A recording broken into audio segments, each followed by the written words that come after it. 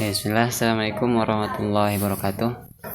Kembali lagi di channel kita ya, channel saya Saiful Azhar, dan kita lanjutkan episode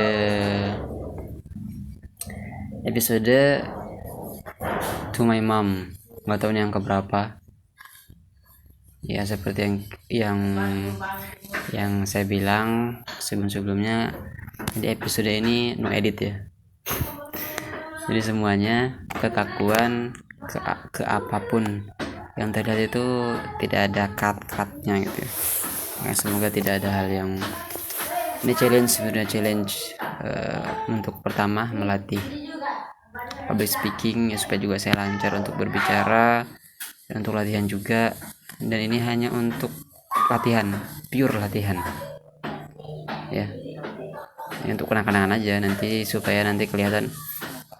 Wah, kan yang biasa kalau orang-orang dulu kan, kayak yang sukses-sukses sekarang tuh, itu kan dulu dia kayak gini-gini ya, ada prosesnya gitu toh. Supaya nanti saya nggak tahu nanti 3 tahun ke depan atau 10 tahun ke depan jadi apa, jadi ada gitu proses ini yang tercatat gitu. Oke. Oke, jadi hari ini saya mau bahas apa ya, kalau dunia saat ini bukan dunia ya, jangan deh, hal yang sangat-sangat menarik bagi saya pada hari ini tuh terkait tentang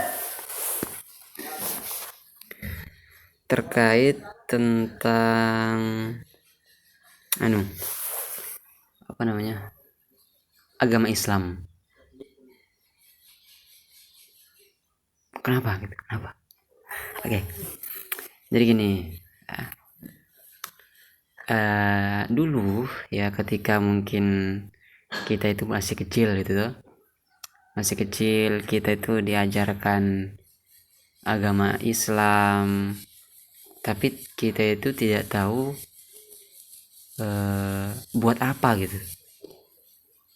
Maksudku tidak ada apa gitu efeknya, apa ini ada hadis katanya ini, tapi kayak gimana ya, mungkin beda zaman ya, mungkin sekarang zamannya modern, jadi kita mikirin ini buat apa sih sebenarnya gitu, ini buat apa gitu gitulah pokoknya. Dan sekarang ini tanpa sadar kita itu menemukan jawaban-jawaban itu loh.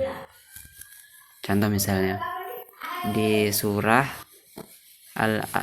Al-Ashr ya, di ayat ke-7, masalah nasrullah sadrak wa wada'na anka wizrak alladzi anqadha zahrak wa rafa'na laka dzikrak fa inna ma'al usri yusra. Ayat 5 sama 6, ayat 5 sama 6 toh, fa inna ma'al usri yusra, sungguh kesusahan itu yang akan bersamai dengan kemudahan. Dan Allah sebutkan 2 kali di situ. Dan ternyata ini menumbuhkan keyakinan saya dengan agama Islam lagi, lebih dalam lagi. Ternyata agama Islam ya, yang dulu belum mungkin kita tidak membayangkan kalau ilmu atau firman ini relate dengan penelitian atau hal-hal yang diteliti sekarang. Contohnya tadi kesusahan bersamai kemudahan gitu. Apanya yang diteliti gitu, apanya yang nyata gitu, apanya yang terbukti dari ayat ini. Jadi pertama, jadi kita tidak tidak ngiyel lagi, oh ini apa sih itu, paling cuman penyemangat aja, susah aja gitu. Tapi ternyata di ilmu sains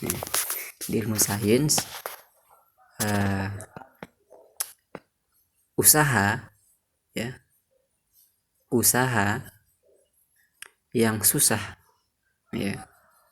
Jadi gini, jadi tubuh kita itu ini real ya, ini ada datanya gitu, ada penelitiannya gitu.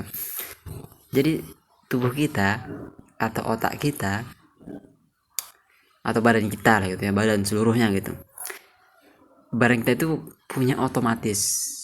Jadi ketika ketika tubuh kita itu merasakan kesusahan, merasakan ketidaknyamanan gitu ya, atau merasakan sesuatu yang progresnya itu susah, jadi tubuh kita itu otomatis menyeimbangkan kesusahan itu dengan cara membuat dopamin murni. Nah, itu mungkin ya, dopamin itu kesenangan ya, membuat kesenangan yang murni. Begitu juga sebaliknya, kalau kita punya kesenangan, misalnya kesenangan yang tinggi atau dopamin yang tinggi, otomatis tubuh kita secara alami akan menyeimbangkan dengan membuat itu seimbang. Dia membuat lawannya menjadi tidak enak gitu, supaya penyeimbang. Makanya tadi kita bilang, makanya di firman Allah itu, fa inna ma'al usri yusra, inna ma'al usri yusra. Sungguh setelah kesusahan ada kemudahan. Gimana dari kalian? Relate ya? Makanya bilang, wah, Islam tuh gini ya. Ternyata tuh sudah dikasih tahu tuh semuanya gitu. Jadi apalagi gitu yang membuat kita tuh tidak mau memeluk agama ini gitu. Itu cuma beberapa ayat gitu ya. Jadi kayaknya itu kan Al-Quran tebel gitu. Kayaknya semuanya itu akan terbukti nanti, mungkin ribuan tahun, mungkin 3 juta tahun ke depan akan terbukti hal-hal yang sekarang kita tidak pahami ini maksudnya apa sih. Tapi itu tadi tuh ya, penelitian loh sekarang, mereka memahami otak kita tubuh, ternyata begitu. Dengan kecanggihan alat sekarang sampai bisa mengetahui itu ya, penyeimbangan. Kalau kita usahanya capek, susah, itu otomatis akan timbul dari tubuh kita dopamin yang murni. Ingat, dopamin yang murni, kesenangan yang murni. Dan kalau kita menghasilkan dopamin yang sampah atau instan, dopamin sampah nih yang membeludak, contohnya misalnya dopamin sampah itu kayak berzina, dopamin sampah berzina tuh, dan kita dapat kenikmatan ya, kita dapat nikmat. Nah itu akan tubuh secara otomatis, ini penelitiannya, otomatis akan menyeimbangkan itu. Makanya habis berzina itu ada tidak enak, itu penyesalan kayak gimana gitu rasanya. Pasti pernah merasakan itu tuh kalau habis melakukan dopamin yang tinggi. Ini penelitian ya. Nah, contoh misalnya lainnya, kalau anak muda sekarang tuh nonton serial sampai banyak gitu, itu kan dopamin juga naik sekali. Misalnya nonton pornografi atau PMO, itu kan dopaminnya naik banget sampai, dan otomatis tubuh kita, badan kita atau otak kita itu otomatis akan menyeimbangkan dopamin itu. Wah, dari situ tuh menyeimbangkan. Contoh lain, pernah nggak kalian ngerasa misalnya kalian tuh pengen sesuatu yang pengen banget beli laptop atau HP gitu atau iPhone, pengen banget beli iPhone misalnya, itu kan ada dopamin ya situ ya, udah pengen banget. Nanti pas dapat iPhone-nya itu dopaminnya terlalu tinggi. Ingat, dopaminnya terlalu tinggi. Apa yang terjadi? Maka tubuh secara otomatis akan menyeimbangkan dopamin itu. Makanya ketika kita beli sesuatu nih, kita pengen banget nih, ingin banget, pas nyampe seneng banget, habis itu kenapa? Bam, dopamin terlalu tinggi sehingga badan otomatis akan menyeimbangkan dopamin itu. Wow. Makanya sekarang aku tuh kalau mau beli sesuatu itu harus memang butuh banget. Kenapa? Karena takut itu ya, makanya harus seimbang dopamin itu, harus seimbang. Jangan sampai saya beli sesuatu nih, jangan sampai itu terlalu tinggi dopaminnya, kesenangannya terlalu tinggi sehingga nanti akan menimbulkan menimbulkan efek yang sangat-sangat jelek gitu. Oke. Nah itu yang menarik ya, akhir-akhir ini itu sih yang aku dapetin hal-hal yang dulu kita pelajari terbukti gitu. Dan bagi teman-teman yang masih pusing gitu ya, go on aja ya, jalan terus gitu ya, pegang agama Islam ini gitu toh, sambil terus belajar, memperbaiki diri, kalau bersalah minta maaf gitu tuh ya, gitu-gitulah. Pokoknya baik-baik aja di dunia ini, nggak usah buat masalah. Nggak usah buat masalah. Kalau ada pertengkaran minta maaf. Apa sih yang, kalau ada sesuatu ya kerjakan gitu, kalau ada jodoh ya nikah gitu. Udah, apa lagi, pusing juga sih ya, kurang lebih gitulah. Apalagi ya, ini jangan 12 menit ya gitulah. Terus apa lagi ya, kalau masalah yang kita bicarakan apa sekarang ya, pusing sih mau bicara apa. Oh gini, jadi hari ini aku mau cerita deh, kita lompat ya. Ini teman-teman, jadi hari ini aku lagi fokus sekali dengan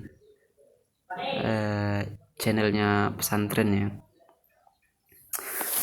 Jadi banyak banget konten-konten di sini yang aku buat ya, dan ini aku enjoy banget, sumpah aku enjoy banget. Dan baru pertama kali juga aku dapet pekerjaan yang aku enjoy gitu, rekaman, editing, kemudian upload. Waalaikumsalam ya. Bisa Minta uang.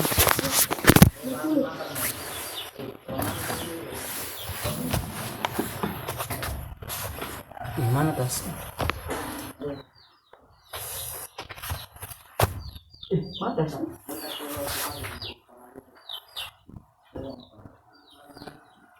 Saya juga.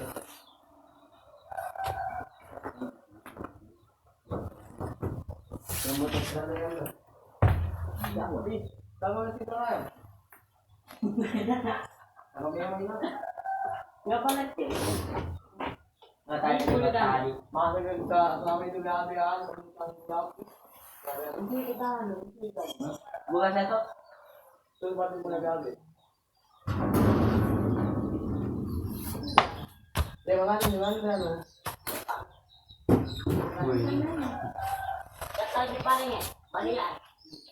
Siapa yang minta?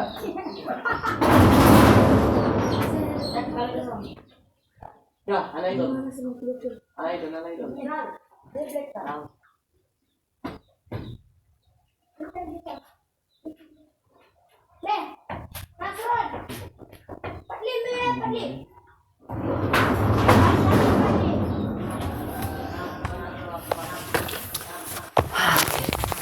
Baik lagi, jadi nggak ada editing ya. Jadi apapun yang terjadi nih ya itulah gitu loh ya. Jadi aku pegang uang anak-anak dan tadi minta uang mereka. Oke lanjut, tadi kemana tadi pembahasan kita? Mana tadi ya? Oh ya, konten ya. Alhamdulillah pokoknya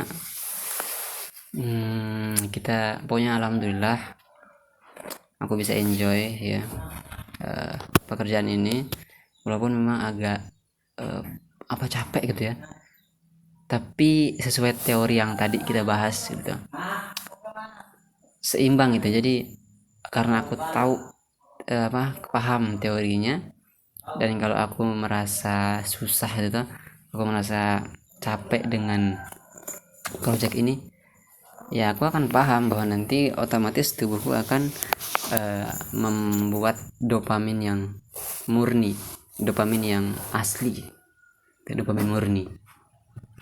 Tentu itu enak gitu ya, kayak ya murni.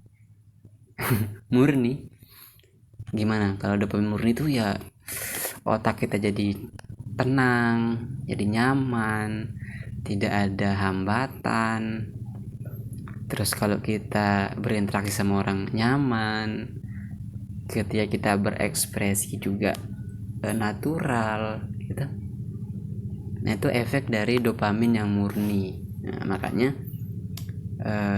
pekerjaan ini ya mengajar misalnya memang agak susah, kita harus mengendalikan emosi ketika ada yang ribut gitu, tapi jalan aja karena nanti akan kita dapatkan dopamin yang murni. Wih, luar biasa. Gitu kurang lebih apa tadi ya.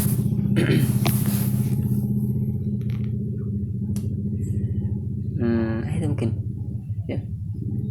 Dan gini, dan juga BTW tadi pagi aku bukan ceramah sih, aku menasehati terkait tentang tunggu. Jadi ketika kita ngajar itu, ketika kita mengajar orang itu, atau kita mengajar murid lah ya, itu kita dapat dua achievement. Yang pertama itu achievementnya itu ya mengajar gitu, yang kedua belajar.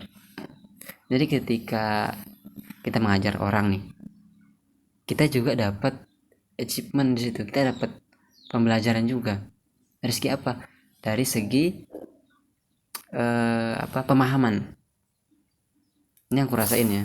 Kadang ketika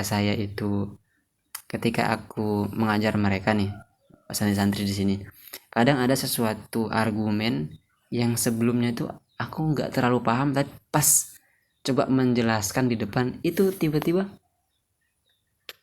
dapat gitu pemahamannya. Makanya itu bilang, ternyata mengajar juga menambah wawasan gitu. Bukan hanya kita mengeluarkan sesuatu, tapi ternyata kita juga dapat sesuatu di situ. Makanya ya aku suka jadi aku suka ngajar juga, tapi kadang itu nahan emosi ya. Ya gitulah, kalau ribut tuh aku masih susah untuk mengendalikan itu loh. Aku masih terganggu aja gitu kalau ada yang ribut. Aku masih terganggu di pikiran itu tuh, kesal gitu. Dan kalau aku kesal juga nanti aku agak buyar, jadi agak kurang menjelaskan, jadi susah gitu kalau ribut itu lah itu. Tapi itu PR juga bagi saya ya, gimana caranya kualitasnya tuh naik, gimana caranya kalau saya tuh nanti ketika menjelaskan mereka tuh semua diam, terpukau, gimana caranya. Nah, itu sekarang lagi problem sih, saya lagi cari tahu gimana caranya gitu ya. Mungkin public speakingnya kurang bagus, atau mungkin ilmunya dikit. Ya jujur juga sih masih banyak kurangnya. Ya tapi gitu ya, sesuai dengan prinsip kita akan terus jalan, jangan pernah berhenti ya, terus saja jalan aja sampai kapanpun itu ya, walaupun mungkin dicaci ya, apalah, tetap aja jalan aja. Nah, itu tadi perbincangan kita ya.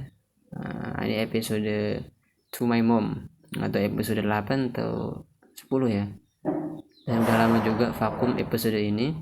Dan episode ini adalah episode yang no editing.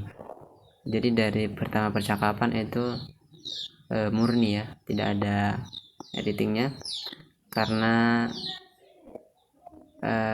khusus aja. Jadi episode ini khusus, nggak ada editing. Dan juga pasti aku tahu kok, pasti ada orang-orang yang menikmati konten-konten yang natural kayak gini. Jadi ya gini aja udah. Dan tadi yang pembahasan kita, semoga yang nonton, para penikmat konten ini bisa mendapat pelajaran. Dan kalau mau juga kasih saran atau pendapat pribadinya, silakan komen aja di bawah gitu ya. Kalau mau subscribe nggak usah subscribe ya, komen aja, karena channel ini nggak terlalu ini juga, buat ini aja, buat apa, dokumenter kalau aku tuh pernah seperti ini, pernah menjadi orang yang kayak gini gitu, pernah memulai hal ini gitu. Kayak gini, konten yang nonton cuma 2 ya. Dan aku udah bosan banget nonton konten orang yang bahas kesusahan mereka, dan mereka bilang mereka melalui ini juga. Jadi kapan lagi saya mulai? Kalau nunggu lagi, ya kapan lagi kalau mau jadi mereka kalau nggak mulai gitu. Dan mereka juga pasti udah melalui hal ini. Jadi aku mau melalui dengan konsep ini. Oke. Ya itu mungkin ya, semoga bermanfaat. Sebagaimana Rasulullah kalau nutup suatu majelis ya kita doa kafaratul majelis. Oke. Subhanakallah bihamdik, asyhadu an la ilaha illa anta, astaghfiruka wa atubu ilaik. Assalamualaikum warahmatullahi wabarakatuh. Natural, jadi ini nggak ada edit gitu.